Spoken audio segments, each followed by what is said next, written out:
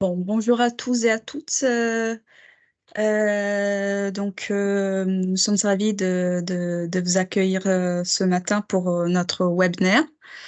Ce matin, nous allons discuter un peu sur le recrutement et les dispositifs les plus pertinents pour la filière photonique.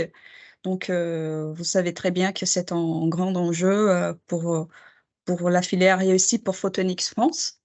Je suis Bianca Sobral, je suis chargée de relations institutionnelles au sein de Photonics France et je fais partie aussi de la commission emploi-formation, qui est notamment présidée par Elisabeth Boeri, qui va nous joindre dans quelques minutes.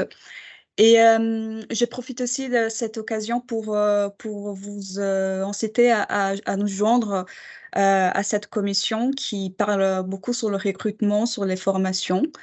Et vous êtes très bienvenus. Et voilà.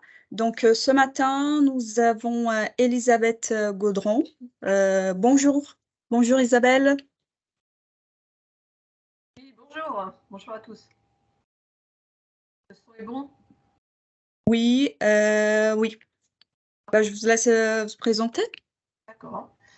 Alors, je fais partie de la belle maison de Pôle emploi, donc je suis à la direction générale, dans la direction qui s'occupe plus spécialement des relations avec les entreprises et le développement des services pour les entreprises. Donc, c'est la partie des recruteurs notamment. Voilà. Et dans cette direction, je m'occupe plus spécialement de la relation avec les fédérations et aussi les grands comptes, voilà, et compris de développer plus ces collaborations, ce qui explique ma présence avec vous, qui est une démonstration extrêmement opérationnelle de se dire voilà quels sont vos besoins et comment on peut vous aider à trouver des solutions à vos difficultés de recrutement actuelles.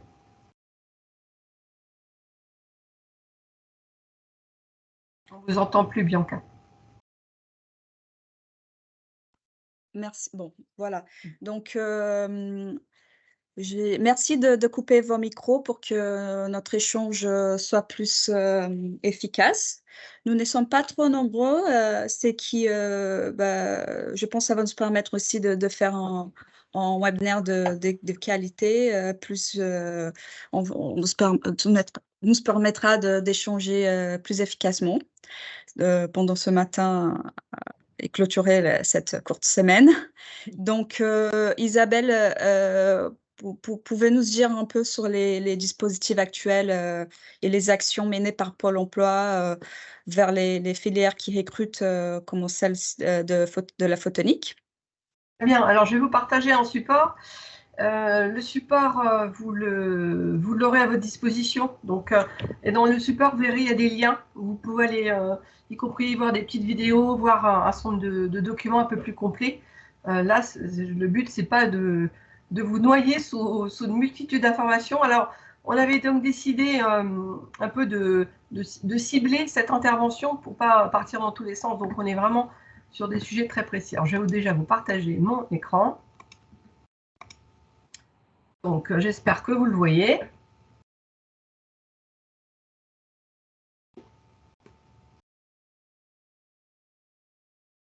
Oui, très bien, bonjour. C'est bon? Voilà, C'est bon, j'avais pas de retour.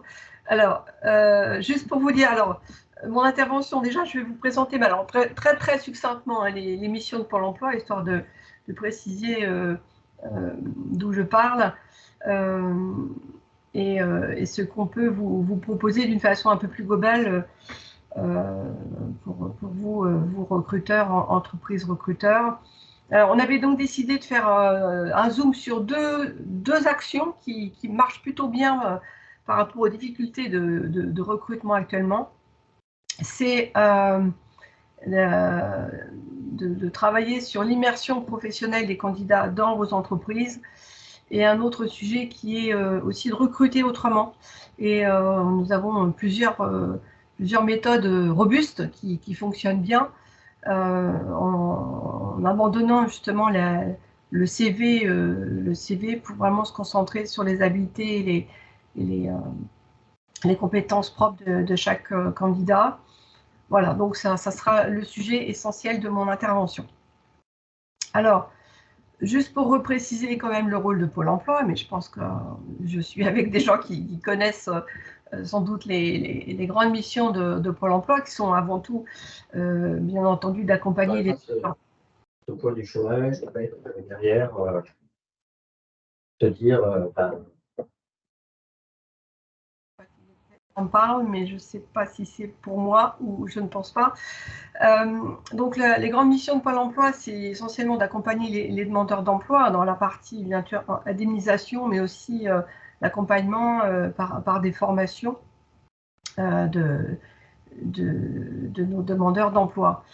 Il y a aussi un volet important et qui est en train de se renforcer, on voit bien, hein, plutôt sur l'accompagnement des entreprises, des recruteurs, puisque finalement le sujet s'est un peu inversé dans les petites années qui sont là derrière nous, avec de plus en plus des difficultés de recrutement, ce qui nous amène finalement à être beaucoup plus actifs encore sur ce sujet-là.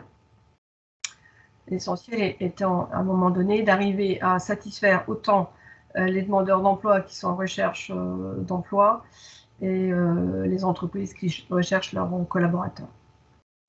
Alors, pour ce faire, nous avons dans nos 900 agences sur l'ensemble du territoire national des conseillers qui sont dédiés à la relation entreprise. Donc, ils sont 5700. Donc, c'est ceux-là qui sont vos interlocuteurs dans toutes les agences quand vous avez des demandes à formuler et des postes à pourvoir. Alors, je ne vais pas vous le faire en entier parce que vous voyez, il y a toute une offre de services qui va être vraiment adaptée en fonction de vos besoins. Ça ne suffit pas de vous faire passer forcément par toutes ces phases-là, mais selon vos besoins, ça peut être vous aider à rédiger votre offre, à analyser le marché du travail. Ça peut être aussi rencontrer des candidats en faisant des événements avec les agences, ouvrir vos portes, rencontrer des candidats dans les agences. Enfin, il y a une multitude de choses qu'on peut imaginer avec vous. Et y compris, on en est à faire maintenant des actions autour du sport, qui marchent plutôt bien d'ailleurs, pour arriver à faire des rencontres entre des demandeurs d'emploi et des recruteurs d'une façon moins formelle.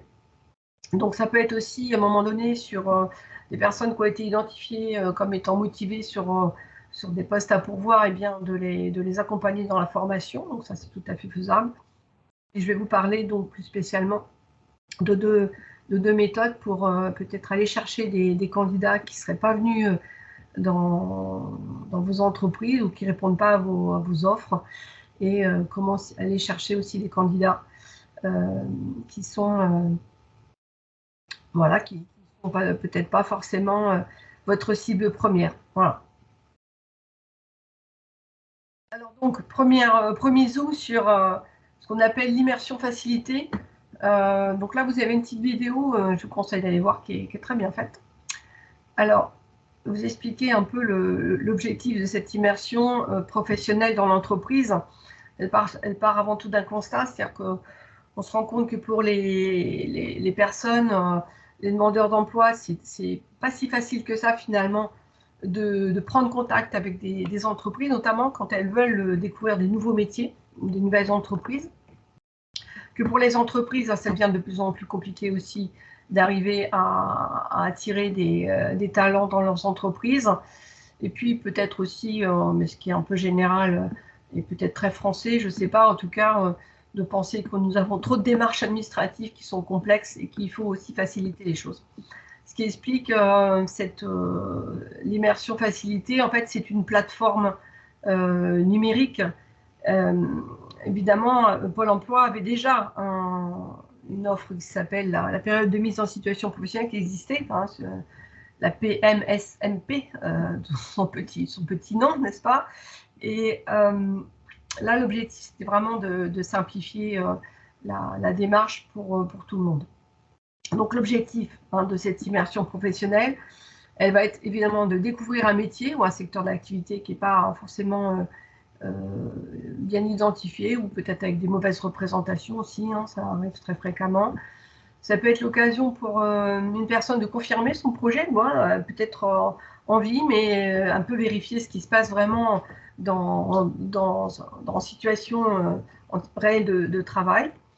Et évidemment, pour l'entreprise accueillante, celle qui va ouvrir ses portes, c'est bien entendu une façon de faire une démarche de pré-recrutement, finalement d'identifier des gens qui ont l'air intéressés et qui pourraient poursuivre un recrutement futur. Alors, cette immersion professionnelle, elle est adressée aux demandeurs d'emploi, aux jeunes. Ça peut être aussi des salariés. Bon, on n'est pas concerné, nous, au Pôle emploi, mais c'est tout à fait possible aussi. Les salariés qui ont envie de changer d'entreprise, changer de métier, peuvent aussi faire de l'immersion. Des personnes en situation de handicap ou les bénéficiaires du RSA. Voilà. Ça se passe sur tous les secteurs d'activité. Il n'y a pas de contraintes particulières. Et la durée de l'immersion, elle peut durer de 1 jour à 1 mois. C'est vraiment en fonction de la capacité de l'entreprise à accueillir. C'est elle qui décide, en fait. Et comment? C'est-à-dire que là, il y a juste un formulaire en ligne qui va être à remplir pour tout le monde. Elle se veut la plus facilitante possible. Donc, cette plateforme, vous y aurez accès, vous regarderez. Finalement, ça permet d'avoir un annuaire d'entreprises accueillantes qui disent, voilà, moi je suis prêt à accueillir à tel moment. Ça peut être choisir les moments où c'est possible pour eux, parce que des moments il y a peut-être trop de travail et c'est pas faisable, voilà.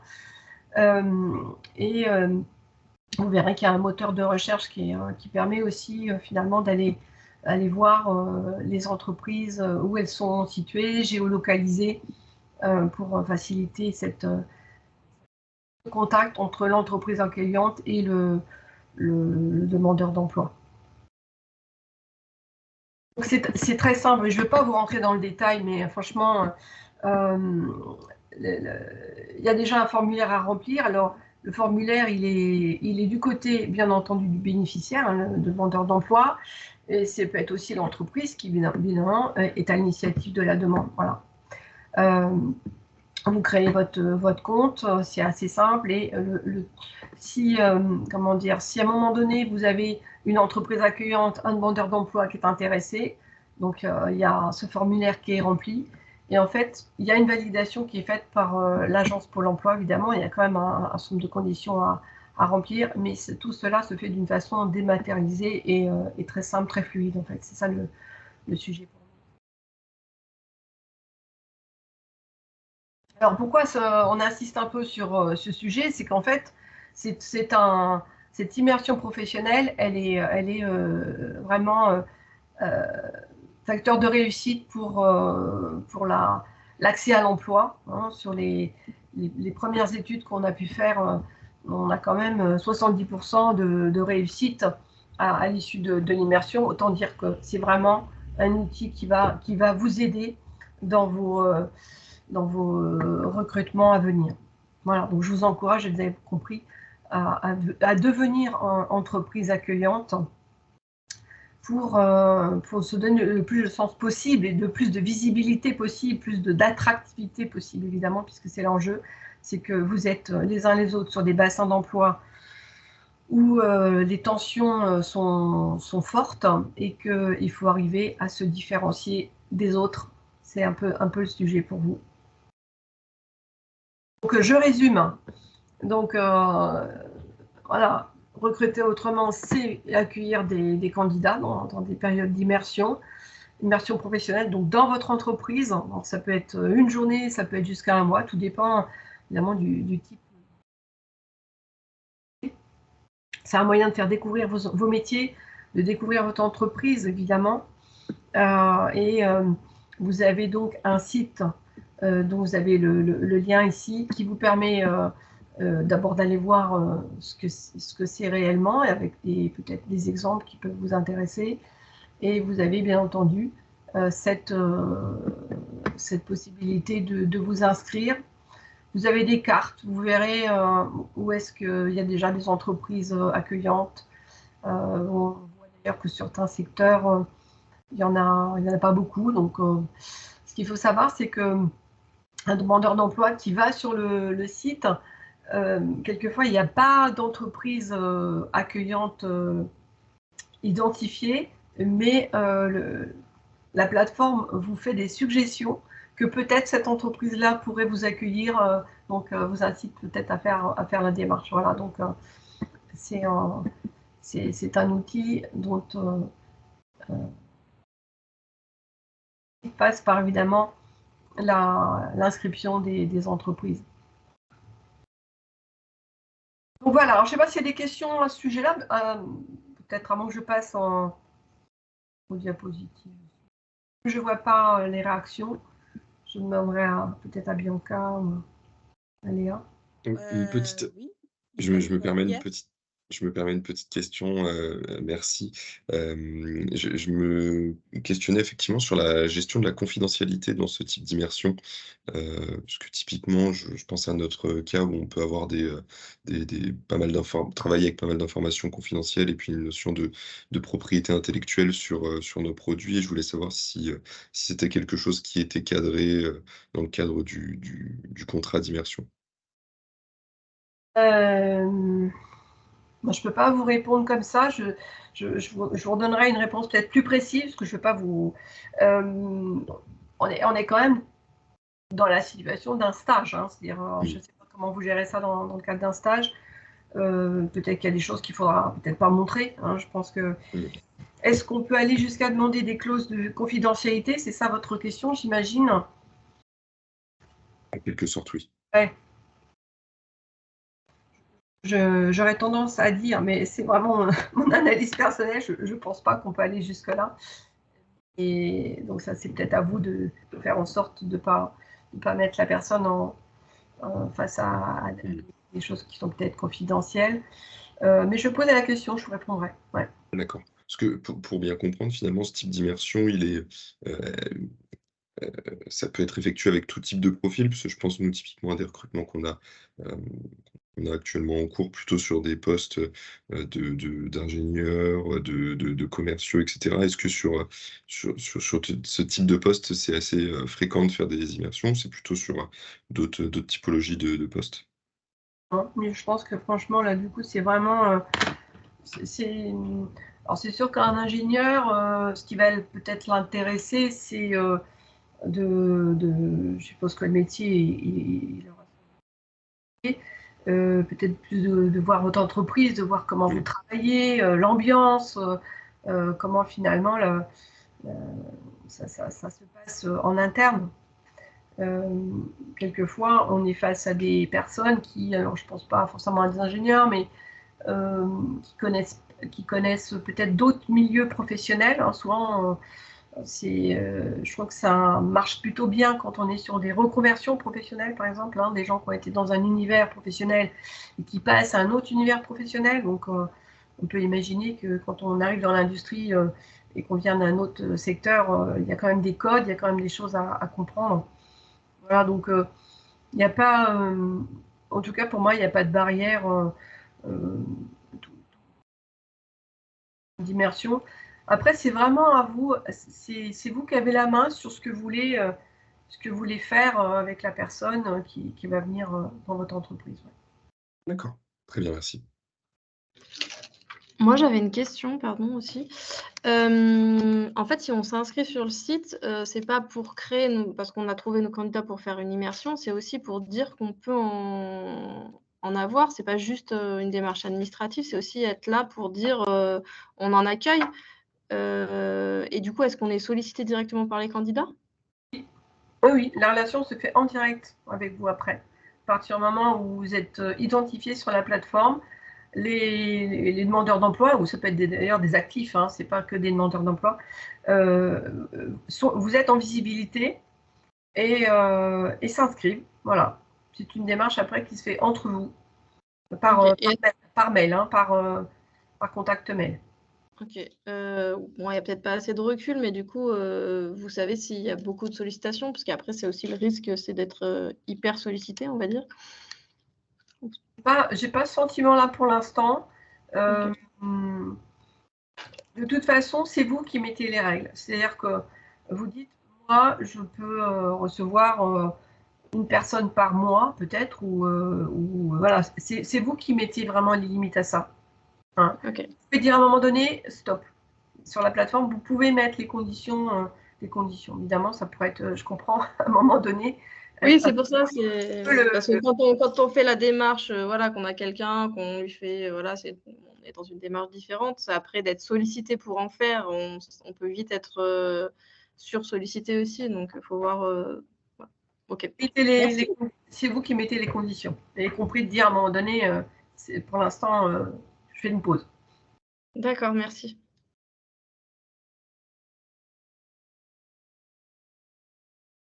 En tout cas, si je comprends de vos interventions, pour l'instant, c'est quelque chose que vous n'aviez pas identifié. Alors nous, des PMSMP, on en fait, mais on en fait sur certains candidats, voilà, qui n'ont jamais fait ce métier ou qui veulent voir un peu comment on travaille. On en fait, mais on n'a pas une démarche où on est visible en tant que personne qui faisons des PMSMP. D'accord.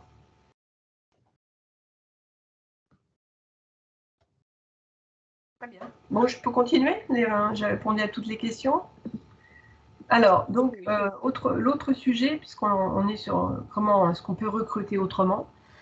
Donc, là, c'est plutôt comment est-ce qu'on peut aller chercher des candidats qui ne seraient pas forcément venus sur vos métiers ni répondu à vos offres d'emploi. La méthode de recrutement par simulation, c'est une méthode qui est robuste et qui est utilisée depuis des années à Pôle emploi. C'est d'ailleurs qui vient du Canada à l'origine et qui permet justement de mettre de côté les CV des personnes et vraiment les CV, on met de côté les diplômes et vraiment on va se concentrer vraiment sur la personne elle-même et sur finalement ses habiletés, y compris souvent ce qu'on appelle les savoir-être aussi, hein, et de chercher comment certaines habiletés développées dans un milieu professionnel peuvent être transférées finalement sur un autre univers professionnel. La démarche, elle part bien entendu d'une volonté de l'entreprise qui a des recrutements à faire. Donc l'agence, le conseiller en agence va bien entendu rencontrer l'entreprise pour déjà comprendre ses besoins, arriver justement à identifier les compétences attendues. Alors on a déjà 200, une centaine je ne sais pas si c'est 100 ou 200. En tout cas, il y a 100 secteurs qui sont déjà identifiés, sur lesquels on a déjà, en fait, les tests existent déjà. Je prends un exemple, le soudeur, par exemple. Toute la batterie de tests est déjà identifiée. Mais néanmoins, elle va être adaptée s'il y a besoin à l'entreprise et à sa spécificité. C'est fait. L'agence va organiser des informations collectives avec des demandeurs d'emploi. Évidemment, on attend de l'entreprise qu'elle s'investisse puisqu'elle va se présenter, elle va aussi expliquer ses attentes et évidemment le nombre d'emplois à pourvoir. Ensuite, le Pôle emploi organise ces sessions d'exercice de simulation, donc des tests. Une fois que les tests sont réussis, il y a donc des entretiens et ces personnes vous sont présentées pour éventuellement, on l'espère, être recrutées. Bon, globalement, ça c'est la moyenne. Une personne sur deux qui a réussi les tests entre en emploi. Voilà, donc c'est plutôt une réussite quand on sait qu'on est là face à des gens qui, peut-être pour certains, n'auraient jamais pu accéder à vos offres d'une façon classique. Donc là, en fait, le secteur industriel utilise beaucoup ces méthodes. Hein. C'est sans doute d'ailleurs le secteur qui l'utilise le plus. Donc, je vous ai donné des exemples qui ne correspondent pas forcément exactement à vos métiers, mais pour vous montrer qu'on peut être sur des choses extrêmement techniques et opérationnelles. Donc là, vous avez des conducteurs de ligne, des soudeurs, des opérateurs sur machines à commande numérique. Je pense que c'est des sujets qui vous parlent, mais on peut être aussi sur des métiers du tertiaire, hein, ou même, vous parliez tout à l'heure, je pense, de commerciaux. C'est tout à fait aussi possible d'aller chercher des tests sur ces métiers-là. Il y a une petite vidéo qui est intéressante pour aller plus loin et voir des exemples. Voilà, donc on a donc cette méthode de recrutement qui est robuste, qui, vous voyez, a eu en 2021, plus de presque 66 000 demandeurs d'emploi qui ont été évalués par cette méthode-là. Donc, on a, y compris de la part des entreprises qui utilisent ces méthodes, une vraie appétence. Je veux dire, quand on a essayé une fois, on est convaincu, en fait. Si certains d'entre vous l'ont utilisé.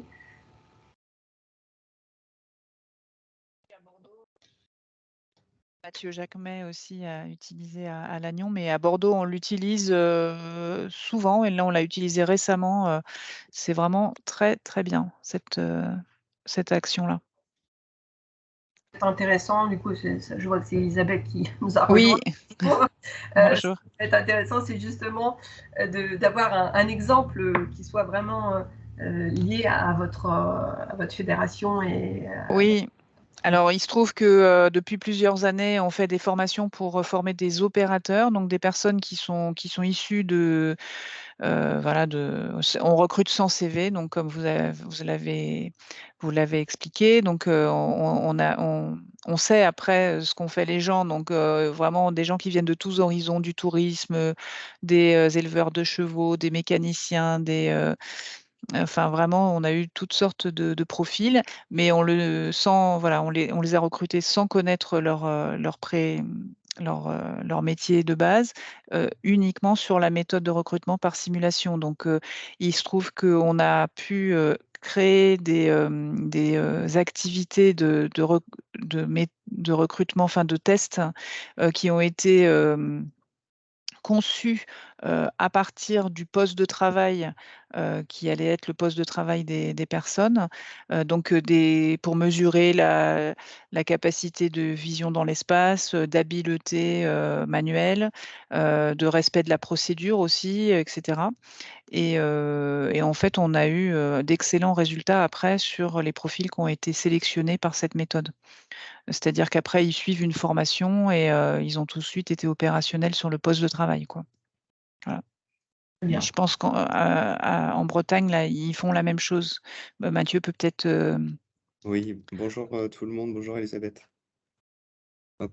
Bonjour tout le monde, bonjour Elisabeth. Oui, effectivement, nous on a utilisé cette méthode de recrutement par simulation. Enfin, moi j'ai été impliqué dans des formations qui ont suivi des recrutements par MRS qui étaient tout à fait efficaces.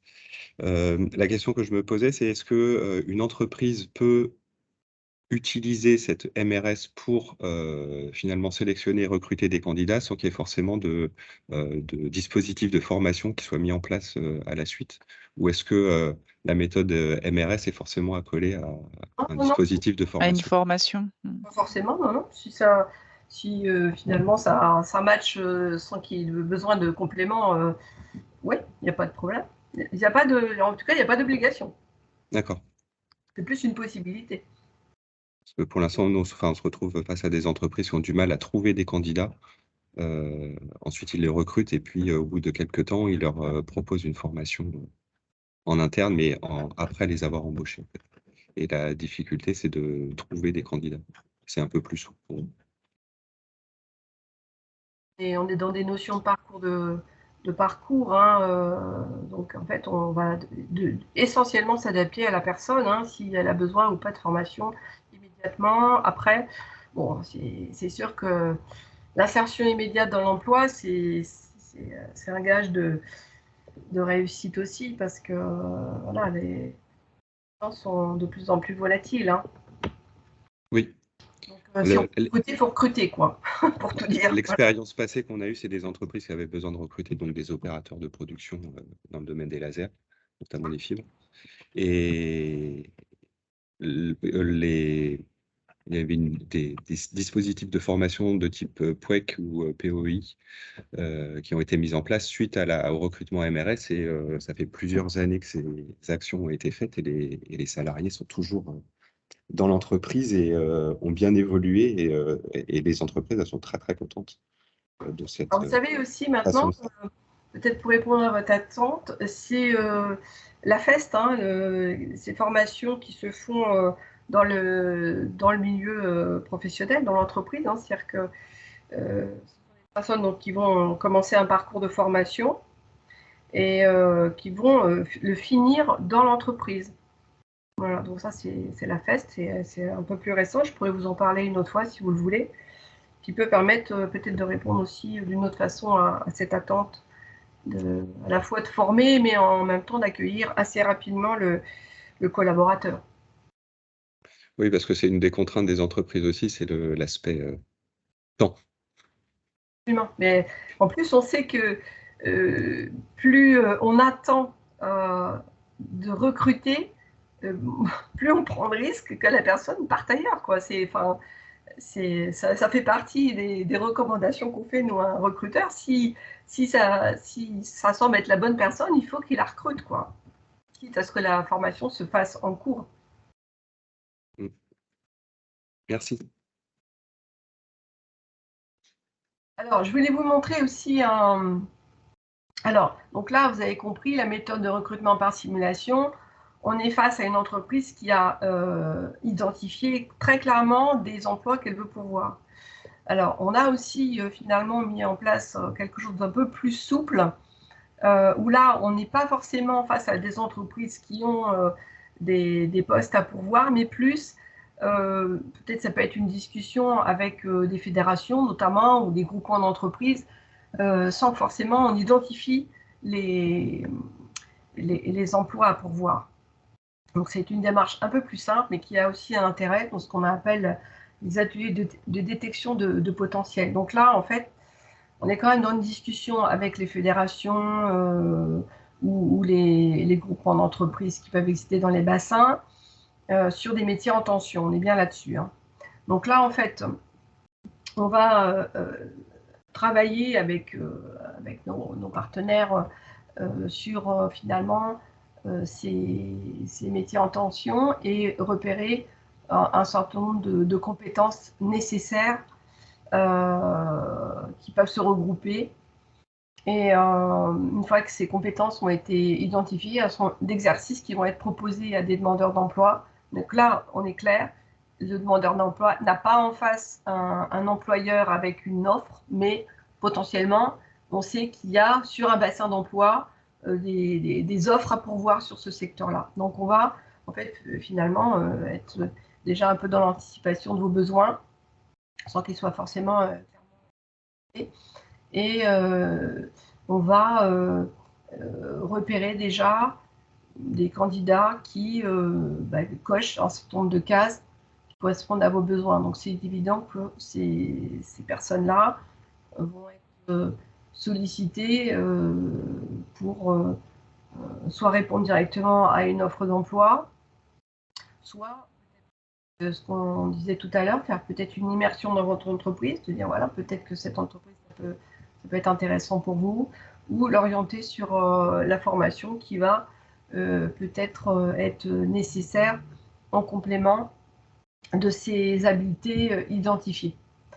Donc là, vous avez bien compris, c'est quand même des démarches d'échange un peu au long cours avec vos agences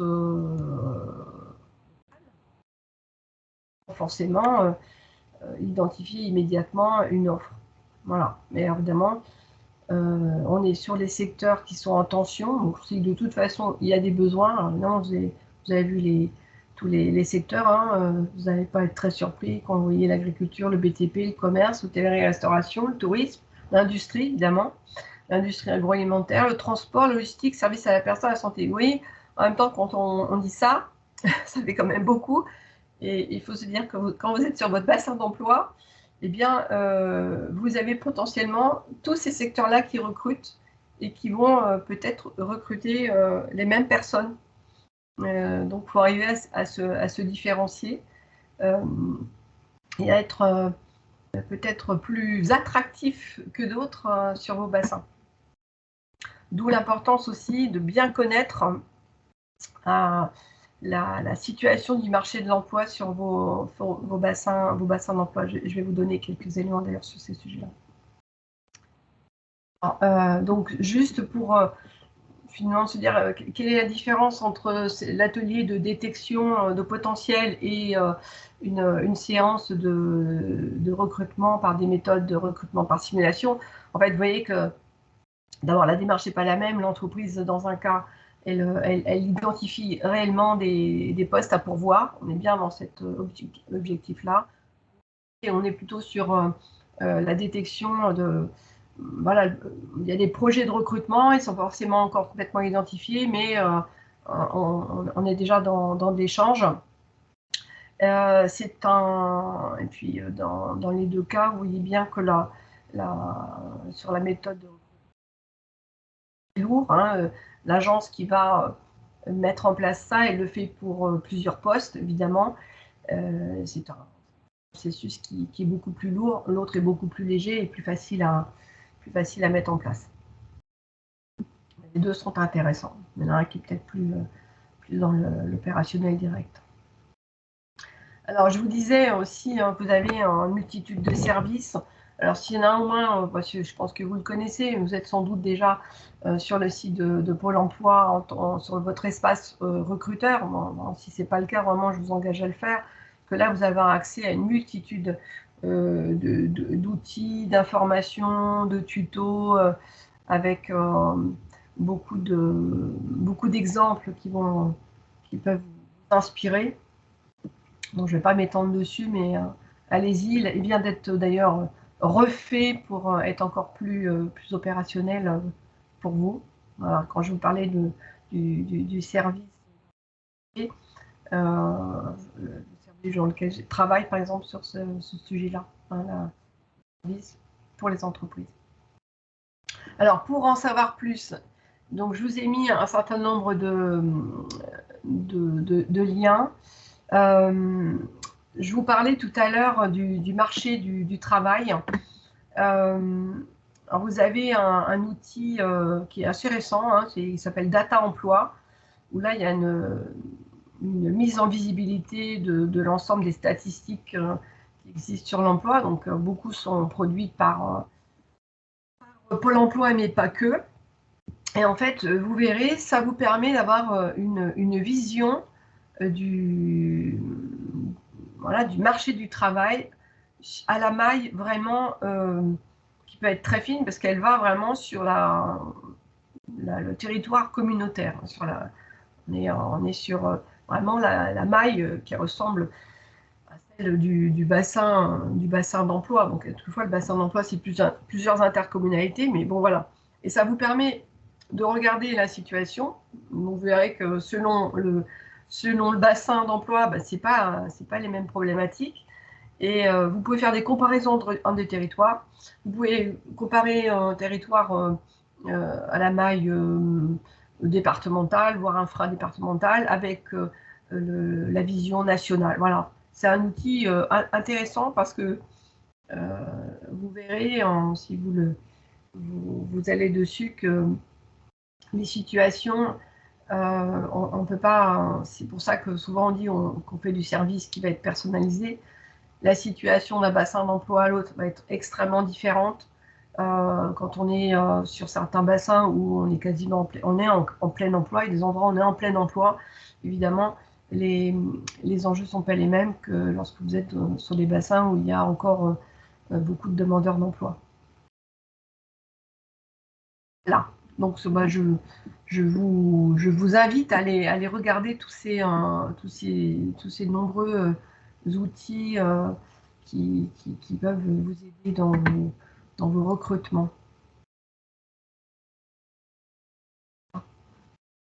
Donc, je vous enverrai ça. Avez-vous des questions, des commentaires? Non. Isabelle, est-ce qu'il y a des événements prévus pendant les semaines qui arrivent autour du recrutement? En fait, ce qu'on est en train de faire, parce que les questions que vous avez portées par votre fédération, elles sont portées finalement par beaucoup de fédérations. Alors, à des niveaux degrés sans doute de gravité ou de tension, mais en tout cas, quand même, globalement, on a vraiment beaucoup travaillé sur. Alors, on a parlé longtemps de l'employabilité, et maintenant, on parle de l'employeurabilité. C'est-à-dire que maintenant, un peu, les choses se sont renversées. C'est comment est-ce que l'entreprise devient attrayante, accueillante, intéressante. Et en fait, il y a plein. Enfin, c'est une question qui doit vous interroger sur vraiment toutes vos pratiques. Et ça commence déjà par la rédaction de l'offre d'emploi. Voilà, c'est peut-être déjà la première vitrine, finalement, pour un demandeur d'emploi, de voir l'offre, sa rédaction et finalement ce qui est dit dedans. Donc, on va vous proposer, alors c'est pour tout le monde, voilà, c'est un webinaire qui va être proposé à toutes les entreprises qui le souhaitent. Donc, je vous invite en tout cas vous aussi à vous connecter à ce webinaire qui aura lieu le mardi 13 juin à 10h30. Donc, j'ai donné l'information à Bianca, donc je pense qu'elle va vous la rediffuser. Vous pouvez évidemment la regarder en direct à 10h30, mais si vous êtes inscrit, vous pouvez aussi la voir en streaming, puisque tout le monde n'est pas forcément disponible mardi 13 à 10h30. Voilà. En tout cas, c'est voilà, pendant 45 minutes, vous donner un certain nombre de conseils pour rédiger son offre d'emploi, pour la rendre visible. On sait d'expérience, puisque finalement, Pôle emploi, depuis le temps qu'on regarde les offres d'emploi, on sait ce qui marche et ce qui marche moins bien. Et donc, on va vous faire partager un peu ces analyses. Donner un exemple, on sait qu'une offre d'emploi qui indique déjà le niveau de salaire, même si c'est une fourchette, a beaucoup plus de chances d'être identifiée et d'être attractive qu'une offre où il n'y a aucune information. Voilà, donc c'est des tas de petites choses comme ça à savoir. Et dans les moments que vous vivez tous, tout doit être finalement regardé avec attention. L'offre, la façon dont on accueille, la façon dont on répond aussi, parce qu'on sait que plus, c'est ce que je disais tout à l'heure, plus on attend, plus le risque, c'est que la personne, elle a d'autres offres peut-être sur lesquelles elle a postulé et c'est le premier qui répond, quoi. Voilà. Ouais, tout à fait. Alors peut-être que pour un certain nombre de recruteurs, c'est quand même un peu des changements de pratique. Oui, tout à fait. Pour info, nous avons enregistré ce webinaire. Donc, je vous enverrai aussi les diapositives et toutes les informations qui a été diffusées par Isabelle. Donc, en dernier petit rappel, nous avons notre assemblée générale qui aura lieu le 22 juin à l'Assemblée nationale. Donc, nous aurons un petit cocktail, des conférences, d'ailleurs une conférence dédiée justement à la formation et qui sera présentée par l'inspecteur national Emmanuel Serna. La ministre Caroline Grandjean a été aussi invitée, c'est la ministre de la formation professionnelle. Je n'ai pas eu encore la confirmation de sa présence, mais nous aurons aussi des élus, des médias. Donc, si vous souhaitez nous joindre, n'hésitez pas à nous envoyer vos informations, date de naissance, nom, prénom, pour que nous puissions envoyer à l'Assemblée nationale, parce qu'il a quelques contraintes. Et voilà, 12e petit rappel, pour notre commission emploi-formation qui est notamment présidée par Elisabeth, avec la participation active de Mathieu Jacquemet, Photonics Bretagne. Donc, nous aurons aussi la prochaine réunion le 5 juillet à 14 h. Je peux vous envoyer aussi le lien de cette réunion pour ceux ou celles qui souhaitent nous joindre ou aussi découvrir un peu les actions menées par cette commission autour du recrutement. Et je vous remercie pour d'être présent et pour cet échange. Merci, un gros merci Isabelle, un gros merci à Pôle emploi pour ces informations très, très pertinentes. Voilà. Merci, et puis à votre disposition, si vous voulez, sur un autre sujet que nous l'abordions, c'est avec grand plaisir.